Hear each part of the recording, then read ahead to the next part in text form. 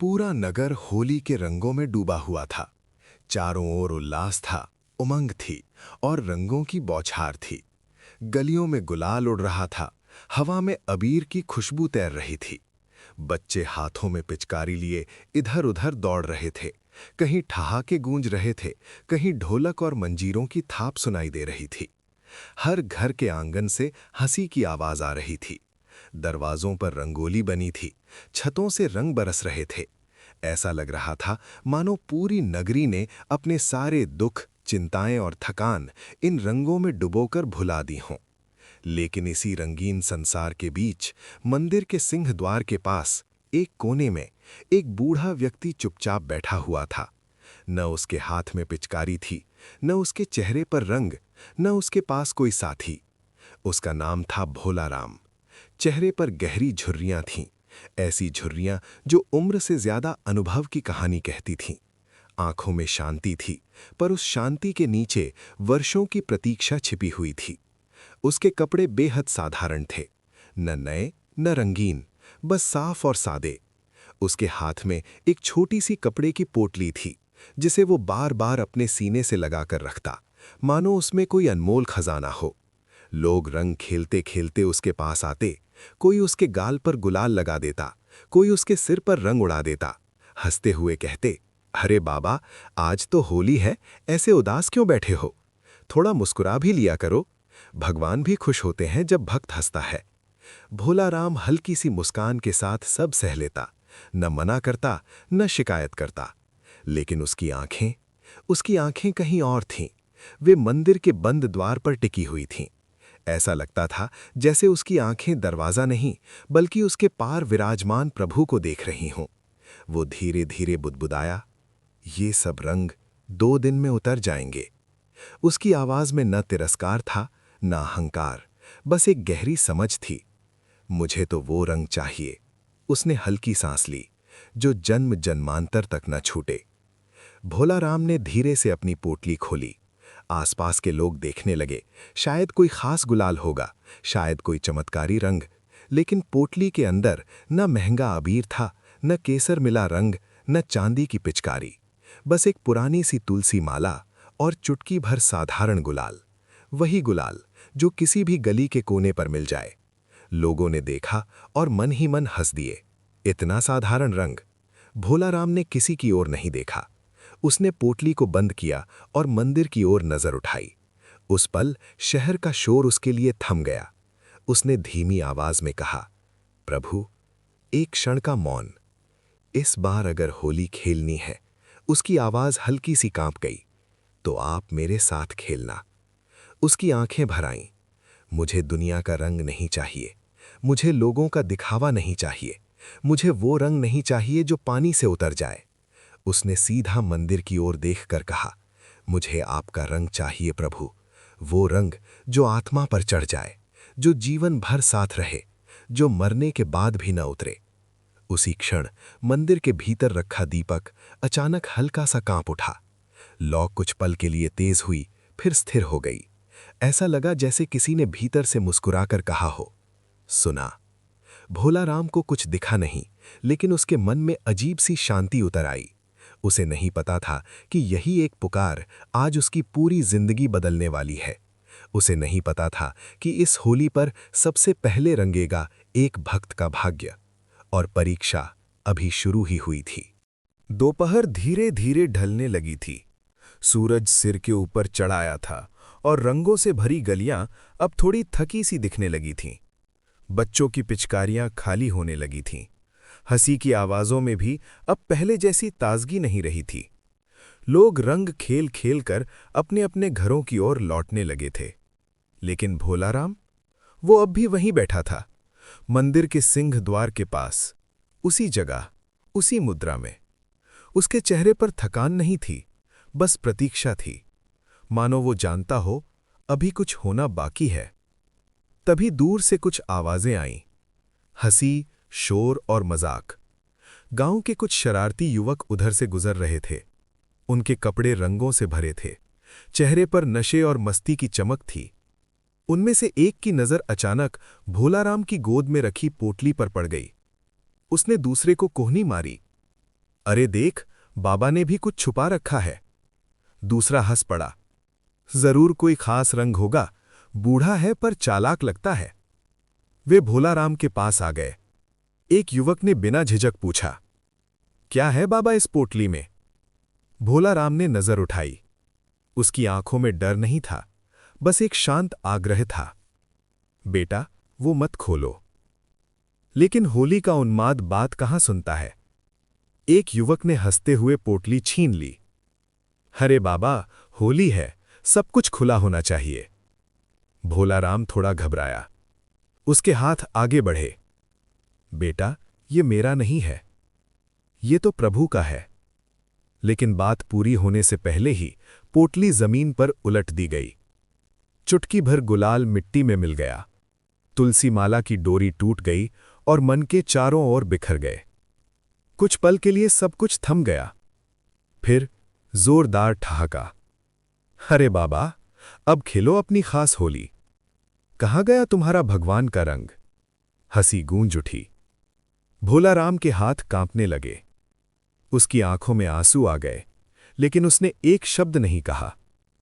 वो धीरे धीरे झुका, एक एक करके तुलसी के मनके उठाने लगा। लोग देख रहे थे। कोई हंस रहा था, कोई मजा ले रहा था, लेकिन कोई मदद के लिए आगे नहीं बढ़ा। गुलाल, वो तो धूल में मिल चुका था। भोलाराम ने उसे नहीं उठाया, उसने सिर्फ मनकों को उठाया। क्योंकि रंग मिट्टी का था, लेकिन माला उसकी आत्मा से जुड़ी थी। उसने आसमान की ओर देखा। प्रभु, उसकी आवाज भर्रा गई। ये कैसी होली है? मैंने तो आपसे रंग मांगा था, आपने तो मेरा रंग ही छीन लिया। उस पल उसकी आंखों से आंसू बह निकले, लेकिन उन आंसुओं में शिकायत नहीं थी, बस प्रश्न था। वो धीरे से बोला, अगर यही आपकी परीक्षा है प्रभु, तो मैं तैयार हूं। उसने टूटी डोरी को अपनी धोती के कोने में बांधा और फिर से मंदिर की ओर देखने लगा। उसके चेहरे पर दर्द था, लेकिन विश्वास अब भी जीवित था। शाम होने लगी थी। मंदिर के भीतर विशेष होली भोग की तैयारी चल रही थी। नगर के अमीर सेठ, बड़े व्यापारी और प्रतिष्ठित लोग अपने अपने थाल सजाकर पहुंच रहे थे। महंगा गुलाल, केसर मिला रंग, चांदी की पिचकारियां, हर कोई चाहता था सबसे पहले वही प्रभु को रंग लगाए। हर कोई सोच रहा था, आज तो मेरी भक्ति दिखाई देगी। और बाहर भोलाराम अब भी बैठा था, उसी जगह, उसी सादगी के साथ। तभी एक सेठ बाहर निकला। उसने भोलाराम को देखा और मुस्कुराया, लेकिन उस मुस्कान में करुणा नहीं, व्यंग्य था। बाबा, अंदर क्यों नहीं आते? या रंग खरीदने के पैसे नहीं बचे? आसपास खड़े लोग हल्के से हंस दिए। भोलाराम ने नजर उठाई। उसकी आवाज शांत थी। सेठ जी, रंग तो बहुत है आपके पास, पर क्या मन भी रंगा है? सेठ का चेहरा तमतमा गया। अरे बाबा, भगवान को भी तो अच्छे रंग पसंद आते हैं, ये सूखी सी चुटकी भर गुलाल से क्या होगा? भोलाराम ने कुछ पल मंदिर की ओर देखा, फिर बहुत धीरे से कहा, प्रभु को रंग नहीं, भाव चाहिए। इतना कहते ही मंदिर के भीतर अचानक हलचल मच गई। जो थाल सजाकर रखे गए थे, उनमें से कुछ भिर गए। केसर मिला पानी फर्श पर बहने लगा। पुजारी घबरा गए। ये क्या हुआ? ऐसा पहले कभी नहीं हुआ। भीड़ में खुसुर-पुसुर शुरू हो गई। कोई बोला, शायद विधि में भूल हो गई। कोई बोला, शायद रंग शुद्ध नहीं था। लेकिन भोलाराम कुछ नहीं बोला। उसके चेहरे पर हल्की सी शांति उतर आई। उसने मन ही मन कहा, प्रभु, अगर ये आपकी चाल है, तो मैं अभी भी खड़ा हूं। मंदिर के भीतर दीपक की लौ एक बार फिर तेज लहराई, जैसे कोई कह रहा हो, विश्वास बनाए रखो, अभी तो असली रंग आना बाकी है। मंदिर के बाहर हलचल बढ़ती जा रही थी। भीड़ अब सिर्फ रंग खेलने नहीं, कुछ अनकहा देखने के लिए रुक गई थी। तभी भीड़ के बीच से एक छोटा सा बालक आगे बढ़ा। उसके कपड़े फटे हुए थे, पैरों में चप्पल नहीं थी, हाथों में न पिचकारी थी न कोई थाल। बस उसकी मुट्ठी में मिट्टी से सना हुआ थोड़ा सा गुलाल था। वो भीड़ को चीरता हुआ सीधे भोलाराम के पास आकर रुका। उसने मासूम सी आवाज में कहा, बाबा, आप रो रहे थे ना? भोलाराम चौंका। उसने बालक की ओर देखा। उसकी आंखें साधारण नहीं थी। उन आंखों में न डर था न बालपन की चंचलता। उनमें गहराई थी, जैसे अनंत आकाश दो छोटी सी आंखों में समा गया हो। मेरे पास बस इतना ही है बाबा, बालक ने कहा और अपनी मुट्ठी खोल दी। भोलाराम की हथेली पर वो थोड़ा सा गुलाल रख दिया। भोलाराम ने कांपती आवाज में पूछा, बेटा, ये रंग कहाँ से लाए? बालक हल्का सा मुस्कुराया। जहां सच्चा भाव होता है बाबा, वो बोला, वहां रंग खुद बन जाता है। इतना कहकर वो बिना कुछ और बोले मंदिर की सीढ़ियों की ओर बढ़ गया। भीड़ हंस पड़ी। अरे, ये बच्चा भी भगवान को रंग लगाएगा। लेकिन तभी हवा का एक तेज झोंका आया। मंदिर की घंटियां अपने आप बज उठीं। दीपक की लौ अचानक सीधी ऊपर उठ गई और सबकी आंखों के सामने वो बालक धीरे धीरे प्रकाश में विलीन हो गया। एक पल के लिए समय थम गया। भीड़ स्तब्ध थी। किसी की आवाज नहीं निकली। भोलाराम की हथेली में रखा गुलाल अब साधारण नहीं था।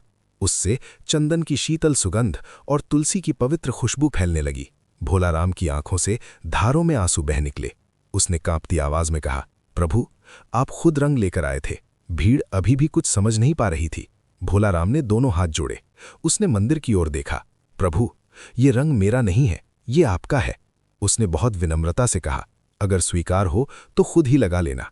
इतना कहकर उसने हवा में हल्का सा गुलाल उछाला और तभी वो गुलाल सीधे जाकर भगवान के श्रीमुख पर ठहर गया। न गिरा न बहा। पूरा विग्रह हल्की लाल आभा से दमक उठा। भीड़ से एक साथ आवाज निकली, जय हो। सेठ, व्यापारी, पुजारी सब स्तब्ध खड़े थे।